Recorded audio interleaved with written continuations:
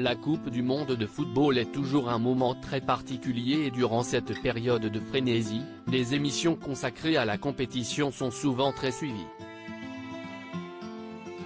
Il y a 4 ans, Adil Rami faisait partie de l'épopée fantastique des Bleus devenus champions du monde en Russie, mais cette année, changement de programme. Revenu en France où il évolue du côté de Troyes, Aube, pour terminer sa carrière, le joueur de 36 ans vient d'être embauché par TF1 pour assurer les analyses après les matchs. Il faut dire que le défenseur aime s'exprimer et il n'a aucun mal à le faire, notamment sur son compte Instagram, où il n'hésite pas à partager des moments de vie avec ses nombreux abonnés. Connu pour être un homme à femme, Adil Rami a eu de nombreuses conquêtes dans sa vie et la dernière en date se nomme Léna Guillou. Influenceuse et ancienne candidate de télé-réalité, la belle brune a été en couple avec le footballeur pendant plusieurs mois avant leur séparation. Mais ce n'est pas la première célébrité avec qui le natif de Bastia a partagé sa vie. Son histoire la plus célèbre, il l'a vécue avec le mannequin américano-candien, Pamela Anderson.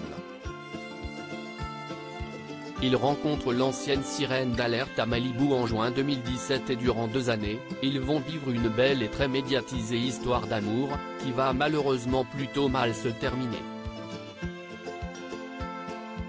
Je suis conscient que l'histoire est dingue, donc Pamela ou pas, voilà, moi j'en profite. Invité de l'émission Culture Média sur Europe 1, Adil Rami est revenu sur son histoire d'amour si célèbre. Philippe Vandel, l'animateur de l'émission, lui a rappelé de sa petite pique à Pamela Anderson lors des trophées UNF. Quand vous dites ça, vous savez que vous remettez une pièce dans le jukebox. Si vous voulez qu'on arrête de vous parler de ça, il ne faut pas en reparler au trophée UNF. Toujours très sûr de lui, le footballeur n'a pas tremblé au moment de répondre. Ça ne me dérange pas, je l'ai vécu.